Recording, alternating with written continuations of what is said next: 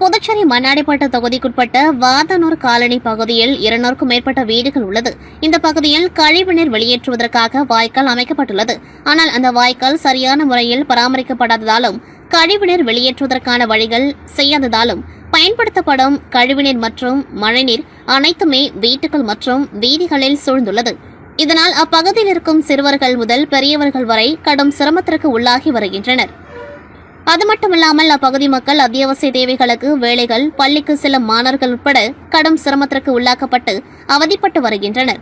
மேலும் கழிவுநீர் வீதிகளில் செல்வதால் அதிக அளவில் துர்நாற்றம் வீசுவதாகவும் வீட்டில் சாப்பிட முடியாத சூழல் ஏற்படுகின்றது என்றும் அதேபோல் அதிக அளவில் சிறுவர்களுக்கு காய்ச்சல் ஏற்படுவதாக அப்பகுதி மக்கள் கடும் குற்றச்சாட்டை முன்வைத்து வருகின்றனர்.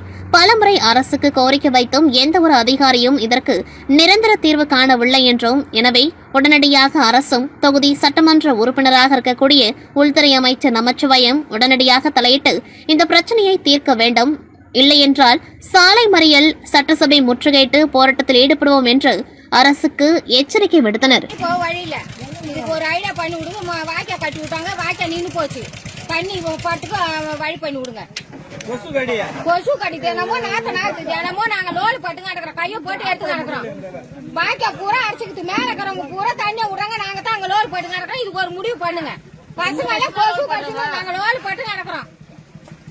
இந்த தண்ணியில தான் போறீங்க வரீங்க. இந்த தண்ணியில தான் நடக்கிறோம், இந்த தண்ணியில தான் போய்ங்கிறோம். தண்ணி போக வழி இல்ல.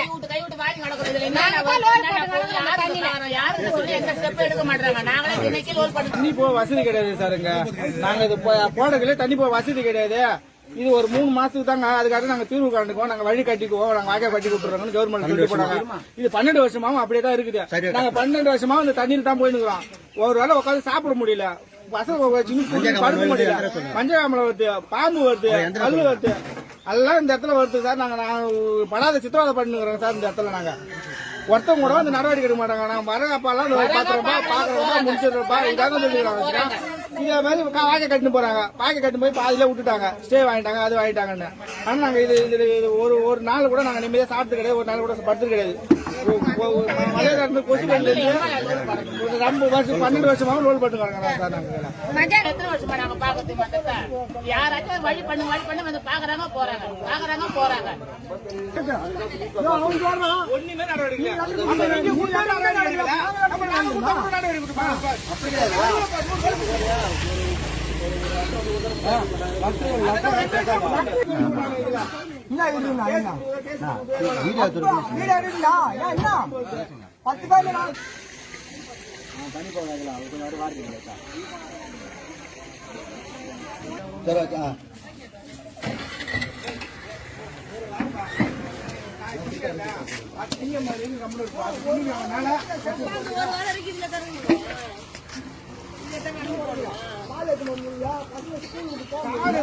சைடு வாய்க்கா வந்து முறையான சைடு வாய்க்கா, வடிகால் வாய்க்கா இல்லை நம்ம ஏரியாவுக்கு.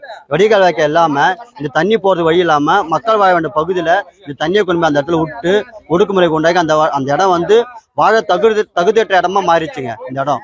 அது இல்லாம மக்கள் பக்கத்துல வந்து காலரா, சீதப்பேதி, ஒருத்தர் மஞ்சள் காமலை நோய் வந்து இறந்தே போயிட்டு நம்ம ஏரியாவில். இந்த தண்ணி பரவி இந்த தண்ணி போறதான வழி என்னவோ இப்போதைக்கு இருக்கிற எம்எல்ஏ பார்த்தீங்கன்னா நம்ம உள்துறை அமைச்சர் நமச்சிவாயம் தான். அவர் தான் இதுக்கு வந்து இதுக்கு தக்க நடவடிக்கை எடுக்கணும். முதலமைச்சர் கண்ணூத்துக்கு எடுத்து போயிட்டு எங்களோட மக்களோட நிலையை பாருங்க, எல்லாம் இந்த தண்ணியை பார்த்தா தெரியும் உங்களுக்கு.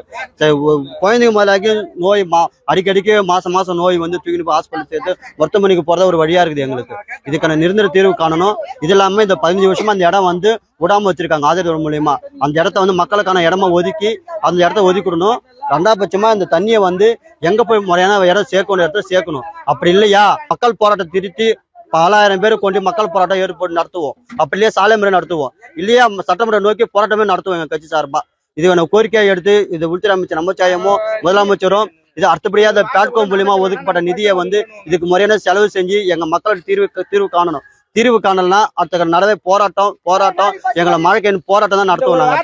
எங்களுக்கு வந்து இந்த தண்ணி போறதுனால இதுலயே தான் நாங்க போறோம். எங்களுக்கெல்லாம் தம்பிக்கெல்லாம் ரொம்ப உடம்பு சரியாது போகுது. ஸ்கூலுக்கு இந்த வழியில தான் போறோம்.